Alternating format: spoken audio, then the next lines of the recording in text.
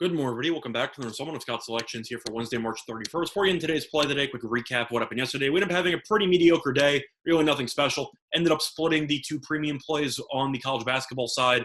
Ended up going 2-2. So basically broke even, nothing to really talk about there. And for the play of the day, we unfortunately picked up a loss with the Clippers -10 and -110 on DraftKings. Got a great line once again. Ended up going from 10 to around 11.5 or so. Clippers were up 14 at the half against Orlando. And then the wheels fell completely off, and the Clippers lost the game outright. Brutal loss for the Clippers, who were trying to compete for a division title there. No real way to describe it. Orlando put the clamps down defensively, and the Clippers had a complete no-show in the final 24 minutes, and the Clippers picked up a loss. So either way, happens. We'll look to bounce back here. At the end of the day, to keep beating line moves, eventually it's going to work itself out as it has for the last couple of years. But it's a bit of a cold spell, and we'll try to bounce out of it here on Wednesday. And for the play of the day, we're going to be looking at the NBA once again. It's going to be in a matchup between the Knicks and the Timberwolves. That'll be taking place at around 8 p.m. Eastern Time. And for this matchup here, we're going to be looking at a total, and it's going to be on the under. And the best line currently available is 219 and -109 on DraftKings. Time recording of 1:54 a.m. Eastern Time. Couple reasons why I like the under in the spot. First of all, there has been a lot of line movement on the under already. Line opened up at around 220, mostly down to 218.5. However, there are a couple of 219s still available. You have DraftKings at -109. You have BetOnline -110. But, of course, I'm going to take the best line available. So I would take the 219 sooner rather than later because I do think this line should probably close at around 217. I really see a lot of under money coming in on this matchup, and I'll go into the reasons why right now.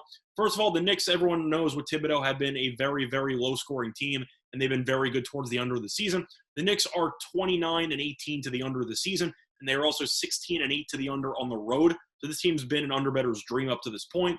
If you look at the recent performance for the Knicks, really not much has changed.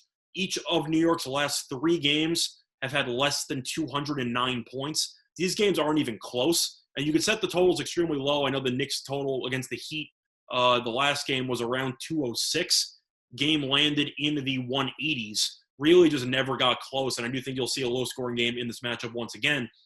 But looking at Minnesota, people recognize that this team doesn't play much defense. However, the Timberwolves have gone under in 4 of their last 6 games. I'm not going to say that they've turned a corner defensively, but they definitely have stopped playing those really, really insane shootouts that they played earlier in the year under Saunders. And I do think that the new coach has helped them out a little bit more with consistency defensively. And I do think the markets are still a little bit slow to correct that because I do think the Timberwolves are a bit overvalued from their overs at this point.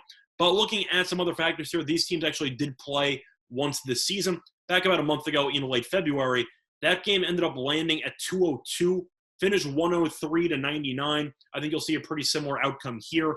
These games between these teams, I just have been typically low scoring. The under is 4-0 in the last 4 meetings. And I think that you'll see the Knicks once again force the pace to a crawl, play classic Thibodeau-style basketball where you have pretty hideous offense, but the defense will be elite. And I do think Minnesota will be forced to take a lot of bad shots from the perimeter. So I do think you'll see the Knicks buckle down defensively. And I think that Minnesota's defense will provide enough resistance to stop this Knicks offense, which has been underwhelming this season. You look at the numbers for both teams. New York ranks 24th in offensive efficiency. Minnesota ranks 26th. So 2 of the worst offenses in the league. I think 219 is too high. And I do think this game should finish maximum, I'd say 215. But most realistically should finish probably in either the low 200s or high 190s. I do expect this game to turn into an absolute rock fight. And for that reason, I have to take the under in the spot. So the play of the day, once again, here for Wednesday, March 31st, is going to be on the Knicks and the Timberwolves under 219 and -109 on DraftKings. That's been so much, guys. I'm going to go to all of you in respect to best today. Bye, everyone.